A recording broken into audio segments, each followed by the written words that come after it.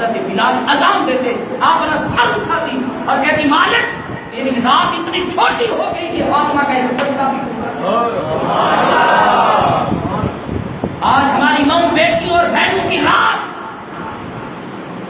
رمضان کے ٹرانسمیشن میں T V پہ گزر جاتی ہے۔ ہمارے نوجوان سحری اور افطاری کے وہ قیمتی لمحات، وہ ڈرامے بازیوں، وہ میڈیا پہ بیٹھ کر نہ نماز کا پتہ، نہ تراویح کا پتہ، نہ سحری کے وقت کا پتہ، نہ افطاری کے وقت کا پتہ، نہ مسجد میں آنے کا پتہ، یہ اسلام سے دور کرنے والی باتیں ہیں۔ مسلمان کا رمضان ایسا گزرنا چاہیے، رات بھی اللہ کے ذکر میں گزرنی چاہیے، دن بھی اللہ کے ذکر میں گزرنا چاہیے۔ یہ عجیب ہمارے لیے ڈرامے بازی اب نہیں ہے۔ وہ 11 مہینے جو سارا سال لوگوں کو کنجر کھانے چلاتے ہیں، رمضان میں آ کر وہ ہمیں دین سکھانے بیٹھ جاتے ہیں۔ میرے نبی کریم صلی اللہ علیہ وسلم کی حدیث پاک ہے، میرے آقا نے فرمایا ایک وقت آئے گا میرے منبر پہ پھول اور بادل ناچیں گے۔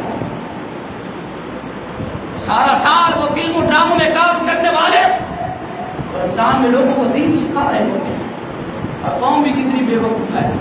کہتے جی بھی آج کل تو سارا کو ٹی وی پہ مل جاتا ہے، اگر ٹی وی پہ ملتا تو میری مسجد کی ضرورت نہ۔ ہمارا مرکز مسجد ہے، ہماری یونیورسٹی، ہمارا سکول، ہمارا کالج، ہماری مسجدیں ہیں۔ آج ٹی وی آباد ہو گئے، مسجدیں غیر آباد ہو گئے۔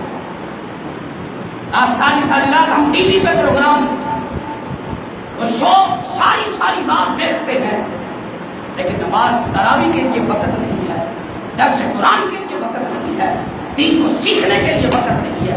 ہمیں سیرت فاطمہ کی ضرورت ہے۔ عبادت ایسی ہے کہ ساری رات پڑھی ہے، سخاوت ایسی ہے کہ مدینے میں آپ جیسا سخی کوئی نہیں ہے۔ ایک یہودی آ کے مدینے پاک میں آتا ہے، لوگ اسے سوال کرتا ہے، پورا مدینہ پھرتا ہے، اس کو کوئی کچھ نہیں دیتا۔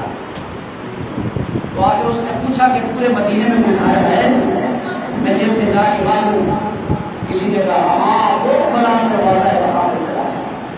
وہ یہودی جا کے دستک دیتا ہے، سیدہ پاک گھر میں بیٹھے، گھر میں کچھ بھی نہیں ہے کھانے کے لیے۔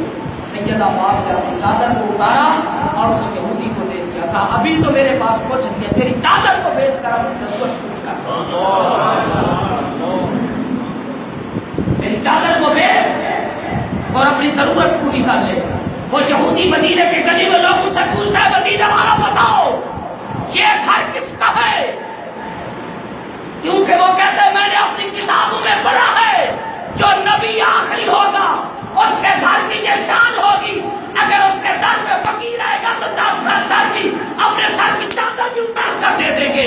لوگوں نے کہا یہ گھر ہمارے نبی کی بیٹی کا ہے، کہا ضرورت بعد میں پور کروں گا، پہلے مجھے نبی کے ساتھ میں لے چلو، میں تمہارے نبی کا کلمہ پڑھنا چاہتا ہوں۔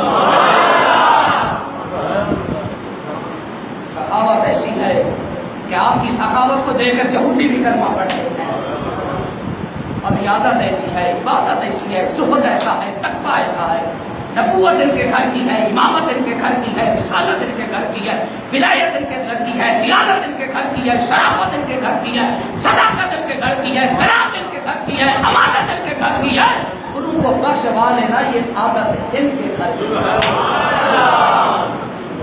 سامعین محتشم، آج ہم اپنی بہن کو، اپنی ماں کو، اپنی بیٹی کو سیرت فاطمہ سے مشناس کریں، پردہ ایسا کہ اسرائیل بھی آپ کا منہ نہیں دیکھ سکتا، پردہ ایسا کہ جبریل بھی گھر میں قدم نہیں رکھتا ہے، پردہ ایسا کہ آپ نے فرمایا علی میرا جنازہ بھی رات کو اٹھانا ہے، کہ کوئی فاطمہ کے جنازے کی چادر کو بھی نہ دیکھ سکتا، فاطمہ کے جسم تو دور کی بات ہے۔